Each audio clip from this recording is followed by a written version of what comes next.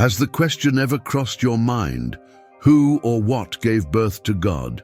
This question is almost inevitable at some point in life, and almost always the answer we receive is the same. There is no explanation. But what if there was something else? In my childhood, when I followed Christian teachings, this thought also intrigued me. However, the answer I heard over and over again was that God simply existed and that his essence surpassed human understanding. But what if that was only part of the story? What if understanding was possible? Would you be willing to face one of the most enigmatic and challenging questions that has ever arisen? To do so, we would need to enter territories that have been deliberately silenced. The field of restricted knowledge, a landscape full of mysteries that have been carefully concealed by religious institutions over the centuries. When I heard that God was beyond the reach of the human mind, I felt there was something missing. This explanation seemed more like a way of avoiding answers to deep and essential questions. So I decided to look for myself. And what I found was absolutely baffling. Did you know that in the early days of Christianity, some communities preserved teachings that were considered secret? Knowledge that was deliberately repressed and, in many cases, destroyed? Among this hidden knowledge, there is an ancient text that was systematically erased from history and marginalized by the religious authorities. It belongs to a series of writings that promise answers to questions that many don't even dare to ask. And it was by immersing myself in these texts that I realized how their message challenges traditional narratives. Keep an open mind as we go through this journey and, at the end, share your thoughts. Among these manuscripts, the Secret Gospel of John stands out, a text that presents a radically different view of God and creation. This gospel portrays a divine figure much more complex and fascinating than the simplified image of the bearded being that is traditionally associated with the idea of God in churches. If we look at the Bible, we repeatedly notice God's insistence on claiming to be the one true God without any competition. He presents himself as a possessive being, demanding worship, absolute obedience, and in some passages, even human sacrifices. But this leads us to reflect, why would an omnipotent being need to constantly reaffirm his supremacy? Why insist so fervently on the non-existence of other gods? Doesn't that seem suspicious, to say the least? What if this God we know was actually a being hiding something much greater? The Secret Gospel of John reveals an impactful perspective. The God described by religious tradition as the supreme creator would actually be an entity that keeps us imprisoned in this material world. According to this gospel, true salvation is not achieved by submitting to or worshipping this God, but by self-knowledge and understanding our role in the universe. The divine essence, according to the text, is pure light and perfection. And here is the most surprising revelation. The text states that it was Jesus who encouraged Adam and Eve to eat the fruit of knowledge, the very act that conventional theology attributes to Lucifer. In this context, Jesus' gesture would be an act of liberation, the first step towards the salvation of humanity. This narrative subverts everything we know. The God who created the world would be a being of darkness, while forbidden knowledge would be the key to true freedom. But who then is the true God? The Secret Gospel of John presents us with the concept of a higher being known as the One. This has nothing to do with the God who created the earth and imprisoned humanity. According to the Gospel, this supreme being has no form, need, or desire. He is pure light and absolute perfection, transcending all the limitations we know. The true God, according to this view, is the divine spirit composed of pure light and perfect thoughts, transcendent of any form of materiality or limitations of the physical world. Here, a deeply intriguing revelation emerges. The obscure entity that the Church has traditionally presented to us as God is said to have originated from this divine spirit. However, its creation was accidental, the result of an imbalance of disharmonious thinking at the time of this being's emergence. Feeling confused or searching for deeper answers about the true essence of the divine is something that many people experience throughout their lives. After all, what we know may only be the surface of a much greater truth. If these ideas challenge what you have always believed and awaken in you the desire to explore these hidden mysteries, know that there is a special resource to guide this search: the forbidden name of Jesus. This ebook unlocks secrets that have been hidden for centuries and could be the next step in your spiritual journey. And best of all, it's available to you right now simply by clicking on the first comment. Don't miss out on this unique opportunity to expand your understanding and transform the way you see the sacred. This imbalance manifests itself through the light known as Sophia, which is said to have acted in disagreement with the rest of the divine heart. From this disordered action was born the dark entity, which brought chaos and gave rise to the world of dreams, the material reality we know. This creation involved imprisoning fragments of the divine mind in physical bodies, generating what we are today. But who are these fragments of divine essence? They are us, every individual on this planet. According to this ancient forbidden text, we are particles of God, portions of a single supreme unity. We are essentially God Himself. And herein lies perhaps the reason why the Church would have rejected and condemned this gospel. It places us on an essential equality with the divine. Now let's return to the initial question: who or what created God? According to the secret Gospel of John, the God described by Christian tradition, the central figure of the Bible, was generated by accident, the result of a flaw in the heart of the One. When this obscure being appeared, it created an illusory world, like a dream, and confined within it the divine fragments that we are. But there's an even more surprising detail. All this takes place in the mind of the One, the absolute divine being. This reality that we perceive, this physical world, is nothing but a dream, and we are the dreamers who have forgotten that we are inside that dream. If this conception is true, the essence of existence is something completely different from what we have been taught to believe. What about the One, the divine spirit that would be the true origin of everything? The text states that it is eternal, without beginning or end. But how could this be possible?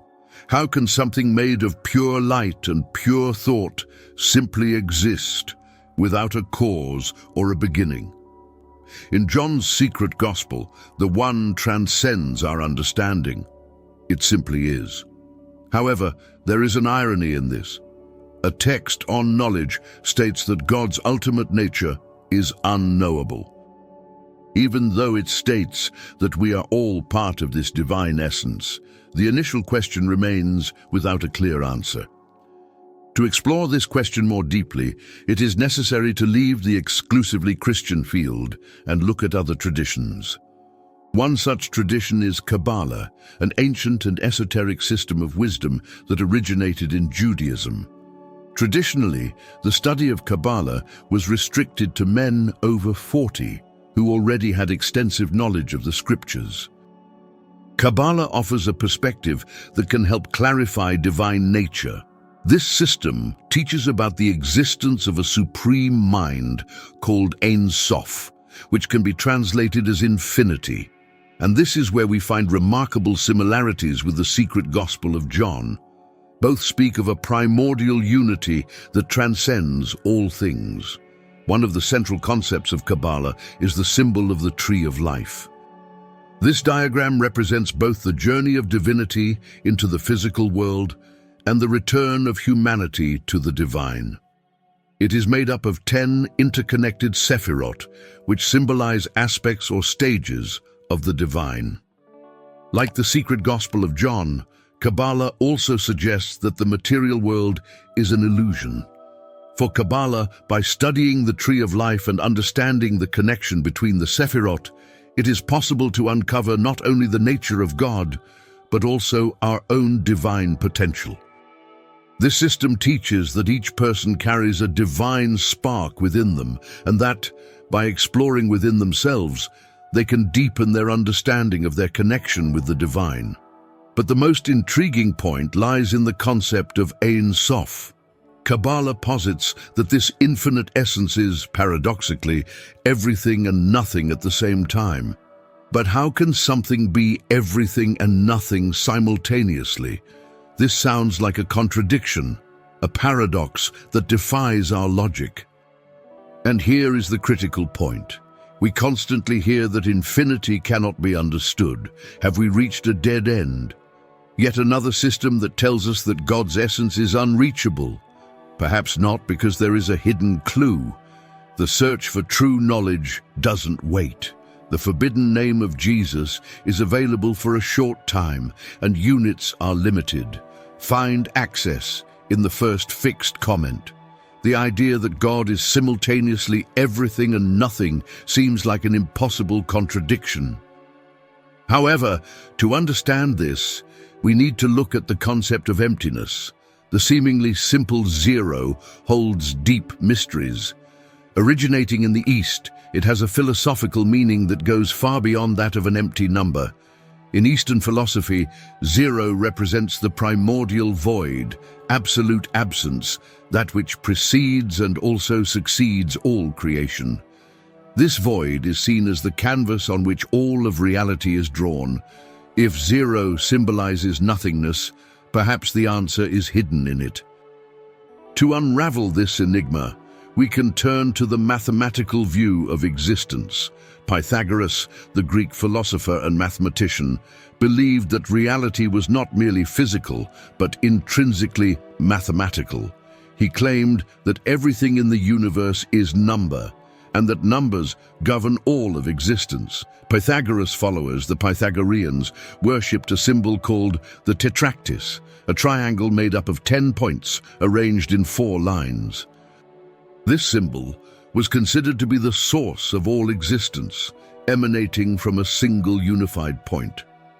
Interestingly, the tetractys bears a striking resemblance to the concept of the Tree of Life in Kabbalah, with its infinite roots, and also to the idea of the one in the secret Gospel of John, from which all reality arises. Each system tells a unique story, but they all seem to point to the same central principle. The Pythagoreans even prayed to the tetractys, exalting it as the root and source of all creation, eternally flowing from a pure unity. With this, we see how different esoteric traditions provide pieces of the same puzzle about the nature of God. The secret Gospel of John tells us that all reality exists in the divine mind. Kabbalah suggests that this infinite spirit is both everything and nothing. Pythagorean philosophy argues that existence is mathematical, emanating from a single point of origin. If each of these visions contributes a fragment to understanding, are we ready to put these pieces together? According to Kabbalah, the concept of God as everything and nothing simultaneously seems contradictory. But if we understand reality as mathematics, this contradiction dissolves. In mathematics, everything is equivalent to nothing. The perfect sum of all positive values and all negative values results in absolute balance, zero. In other words, from a mathematical perspective, everything and nothing are two sides of the same coin. The divine mind, in this sense, would be an infinite zero, a consciousness that contains infinite information in perfect balance with nothingness.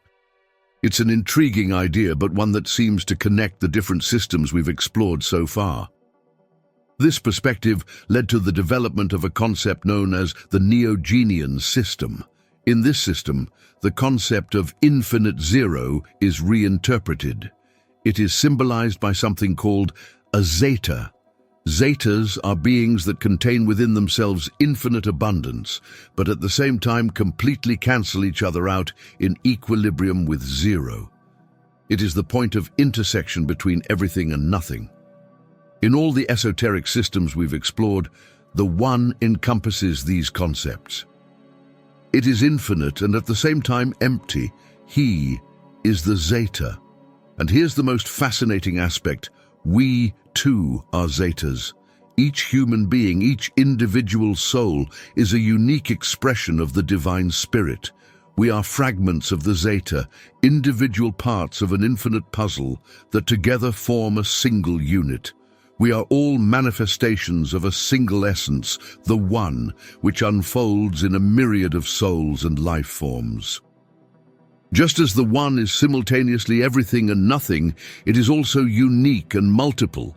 The question that brought us here was, who or what created God? And now we have the answer. These revelations are rarely within our reach. Be sure to download The Forbidden Name of Jesus while you still can. Check it out in the first fixed comment. God was not created by anyone or anything. He is the absolute void, the silent background against which all existence resounds. God is the eternal principle from which everything originates, the source from which the symphony of creation emanates. The divine mind, or the One, is a void filled with infinite possibilities. It is not an ordinary nothingness, but an eternal and fertile state of pure potential, which organizes and reorganizes its own information to give rise to everything. Imagine this void as a mathematical system, similar to the code in a game, which is capable of generating entire universes by combining and recombining data. At first glance, this may seem to contradict the old idea that God is unknowable. But the real problem is not that God is beyond our understanding, it's that God is nothingness, and the concept of nothingness is incredibly difficult to grasp. When we try to understand emptiness, we are faced with the question, what exactly are we trying to understand? It was this difficulty that led the ancients to conclude that God was impossible to know. But the truth is different. God is not incomprehensible. What is incomprehensible is the very concept of nothingness. Zero is a key to unlocking this mystery. We can see zero in two ways, as an absolute void or as a state of infinite plenitude, containing all positive and negative values at the same time. When we understand that eternal nothingness is not the absence of something, but the presence of everything, we come closer to the true nature of reality. You, I, and all beings are fragments of this God. Together, we form a single spirit, a divine unity that is both infinite and empty. Each one of us is a unique manifestation of this eternal essence, an indispensable piece in the great cosmic puzzle. This physical reality that we experience is actually a stage where God, through us, explores the infinite possibilities of existence. The question we asked at the beginning, who created God, ended up leading us to an even deeper discovery. We are God. Every search, every doubt, every answer pointed to ourselves, to the truth that has always been within us. We are the infinite fullness that creates everything from itself, but which, paradoxically, loses itself in its own creation. Being infinite, we delude ourselves into believing that we are finite. We think we are prisoners of time and the cycle of reincarnation, but in fact we are eternal. We live in a cosmic dream, where we temporarily disconnect from our divine nature to experience the challenges and emotions of a limited existence. But deep down, the answer to the initial question is clear. God was not created because God is not something that needs to be created. God is the full, self-sufficient emptiness that has always existed and will always exist. This revelation is not about an unattainable mystery, but about a change of perspective. Emptiness is not absence, but absolute presence. When we understand this, our view of reality changes completely. The greatest secret of existence is that we are God, but we are also nothing. It is precisely this duality that makes us believe that we are something separate from the whole. Far from being discouraging, this truth shows us that reality is our creative space, a vast field of possibilities where we can explore, build, and realize our dreams. We are the creator and the creation, the architect and the work, the painter and the canvas. We are, at the same time, the absolute void and the fullness of existence. We create everything we see. We lose ourselves in our own work to experience the thrill of being limited. And yet the truth remains. We are God, and God is each one of us. This understanding invites us to continue exploring, to ask questions and seek answers. We must not accept this idea or any other without reflection. The truth is that the power to understand the divine essence lies within each one of us. We are divine spirits with infinite possibilities. You are the answer you seek. We are the creators of our reality, the dreamers of our dreams, and the gods of this universe we inhabit. Each one of us is a unique expression of divine unity, an indispensable fragment of the infinite that together makes up the whole. If you enjoyed the content and would like to support our work so that we can continue to bring you more in-depth research and analysis, please consider making a donation of $100. This contribution directly helps the channel grow and produce even richer material. Thank you very much for your support.